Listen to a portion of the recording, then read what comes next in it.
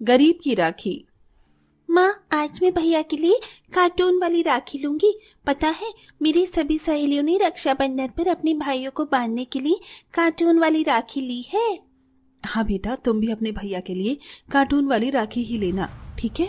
अंजू अपनी माँ शारदा के साथ रक्षाबंधन पर अपने भाई जतिन को राखी बांधने के लिए राखी खरीदने के लिए एक दुकान पर जाती है, जहाँ उसे सुंदर सी राखी अपने भाई के लिए पसंद आती है।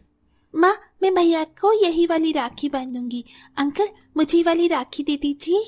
ठीक है बहन जी, आपके 200 रुपए हुए। क्या 200 रुपये? भैया, मेरे पास तो सिर्फ 10 रुपये ही है। अरे बहन जी, राखी खरीदने के लिए आई हैं या आलू प्याज? जब पैसे होते नहीं हैं तो दुकान वालों का टाइम क्यों फोकट में बर्बाद करती हैं? यानी जाइए यहाँ से।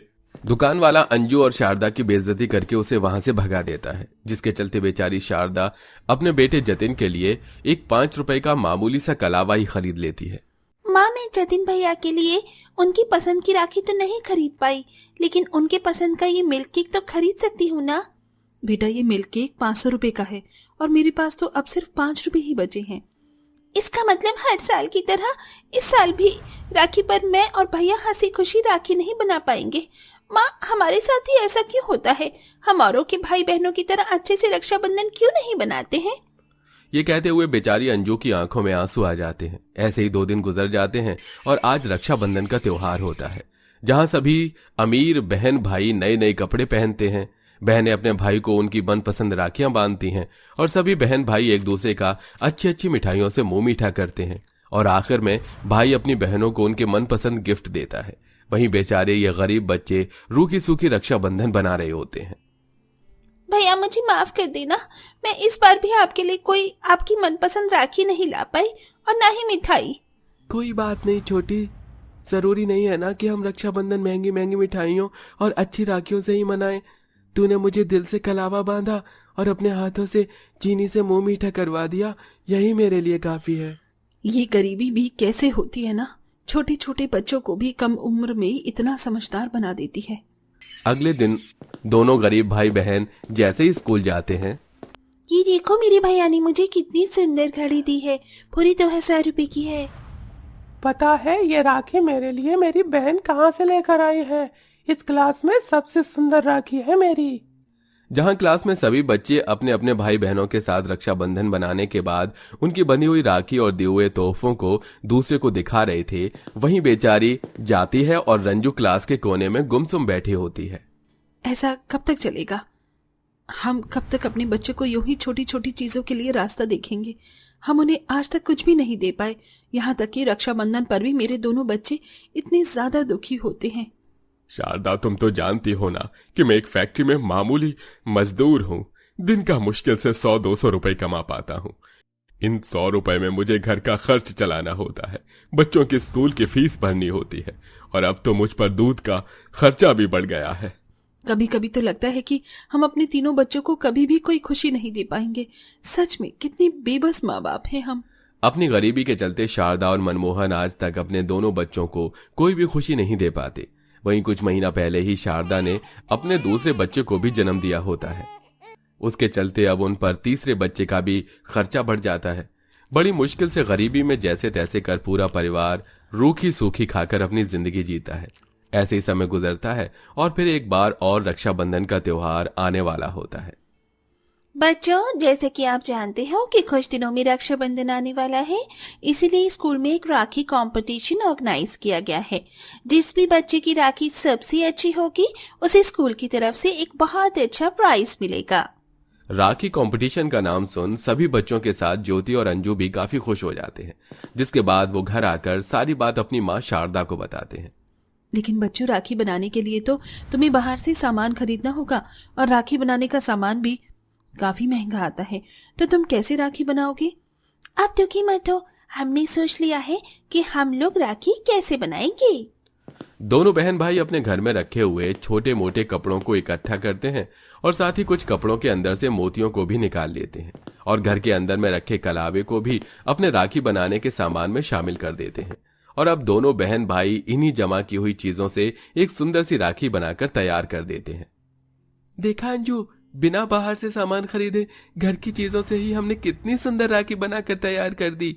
अब देखना, इस राखी कंपटीशन को तो हम दोनों ही बहन भाई जीतेंगे। जतिन की कही हुई बात और दोनों भाई बहनों की मेहनत रंग लाती है। उनकी बनाई हुई हैंडमेड राखी स्कूल में टीचर को काफी ज्यादा पसंद आती है, जिसके बाद अब उन्हें फर्स्ट प्राइज दिया जाता है। दोनों बहन भाई फर्स्ट प्राइज लेकर खुशी खुशी घर लौट रहे होते हैं कि तभी रक्षाबंधन के करीब आने के दिन पर मार्केट में कई जगहों पर राखी के स्टॉल खुल गए थे और उन पर लोगों की काफी भीड़ भी लगी हुई थी, जिसे देख दोनों भाई बहन को अब एक नई तरकीब सूझती है और वो अब जल्दी से घर आते हैं। माँ, एक बार हमारी बात मानकर तो देखो, जब हमारी बनाई हुई खूबसूरत राखी स्कूल में सभी को पसंद आए तो बाहर के लोगों को क्यों नहीं पसंद आएगी। वैसे भी रक्षाबंधन पर तो हर कोई राखी खरीदता है और आप देखना, हमसे भी राखी लोग खरीदेंगे और हम भी अच्छे खासे पैसे कमाएंगे। शारदा अब अपने दोनों बच्चों के साथ मिलकर घर में रखी हुई छोटी मोटी चीजों से तरह तरह की खूबसूरत राखी बनाती है और अब अगले दिन से ही दोनों बच्चों के साथ जाकर मार्केट में खूबसूरत राखियों को बेचने की कोशिश करती है। राखी ले लो राखी, हाथ की बनी हुई रंग बिरंगी सुंदर सुंदर हीरे मोती चमकीली वाली राखी ले लो राखी। आए आए और रंग बिरंगी राखी ले आई। ऐसी राखियां तो आपने कहीं पर भी नहीं देखी होंगी। सिर्फ 30 रुपए राखी है। तीनों माँ बच्चे काफी देर तक आसपास से गुजर रहे लोगों को राखी लेने के लिए कहते हैं, लेकिन कोई भी उनसे राखी नहीं खरीदता। ये लोग हमसे राखी क्यों नहीं खरीद रहे हैं? कितनी सारी मेहनत से राखियां बनाई हमने, हमारा तो सब कुछ बर्बाद हो गया। नहीं भैया, हम इतनी जल्दी हार नहीं मान सकते। अब देखना, हमारी बनाई हुई राखियां जरूर बिकेंगी। अंजू अपनी माँ और अपने भाई को काफी हौसला देती है, लेकिन ये हौसला उन दोनों को ही कोई काम नहीं आता। आसपास बनी बड़ी बड़ी बहुत सुंदर दुकानों से ही लोग राखियां खरीदने लगते हैं और अगर एक दो कस्टमर उनके पास राखियां लेने आते भी हैं तो भी वो राखी उन्हें कुछ ज्यादा पसंद आती नहीं है। ये कितनी अजीब राखियां हैं। मेरे भाई को तो ऐसी राखी बिल्कुल भी पसंद नहीं है। चलो हम कहीं और से खरीदेंगे। 3 दिन तक लगातार मेहनत करके राखी बेचने पर गरीब की राखी कोई नहीं खरीदता, जिसके चलते अब उनका हौसला धीरे धीरे कम होने लगता है।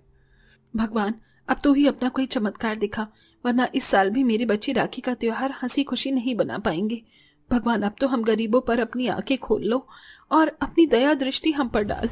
शारदा मन ही मन इतना बोल ही रही होती है कि तभी एक बड़ी सी गाड़ी आकर उस मार्केट में रुकती है, जिसमें से एक स्नेहा नाम की लड़की उतरती है और सीधा शारदा के ठेले पर आती है।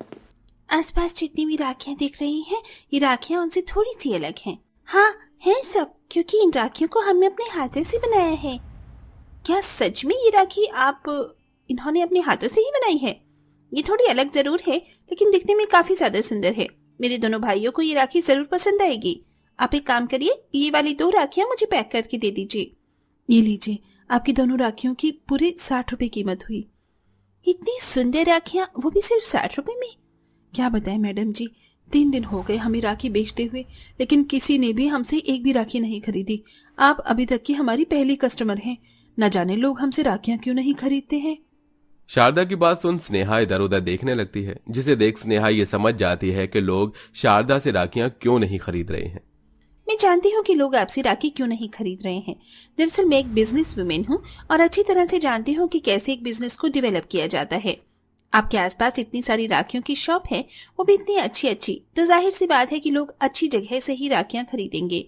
और जहां पर एक ही चीज की इतनी सारी दुकान हो तो वहां पर तो किसी एक की ही बिक्री ज्यादा कम होना आम ही बात है।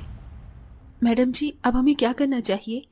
आप किसी ऐसी जगह पर अपनी बनाई हुई राखियां बेचें जहां पर लोगों को इसकी जरूरत हो। राखी खरीदकर स्नेहा चली जाती है, जिसके बाद अब तीनों माँ बच्चे मार्केट में राखी बेचने की बजाय हाई सोसाइटी वाले एरिया और ऐसी जगह पर जहां पर राखी की दुकान कम से कम होती हैं वहां पर अपनी राखी बेचती हैं, जिसके चलते अब लोग उनसे ही राखी खरीदना शुरू करते हैं, जिससे उनकी बिक्री भी अब काफी अच्छी होने लगती है। मुझे तो यकीन ही नहीं हो रहा कि इस एक दिन में हमारी सारी राखियां बिक गई। अब इस साल भी मेरे दोनों बच्चे और बच्चों की तरह ही हंसी खुशी अच्छे से रक्षाबंधन का त्योहार सारी मना राखियां बिकने सकेंगे। की वजह से शारदा की काफी अच्छी कमाई हो जाती है, जिससे शारदा अपने तीनों बच्चों के लिए नए कपड़े लाती है। बेटे के लिए सुंदर सी राखी और बेटी के लिए एक सुंदर सा तोहफा भी लाती है। और अब दोनों बच्चे रक्षाबंधन के दिन नए नए कपड़े पहनते हैं और हंसी खुशी रक्षाबंधन का त्योहार मनाते हैं। देखा भैया, इस साल मैंने आपको आपकी मनपसंद राखी बांध दी। मैं भी तुझे तेरा तोहफा दे दिया, अब ऐसे ही हर साल रक्षाबंधन मनाएंगे।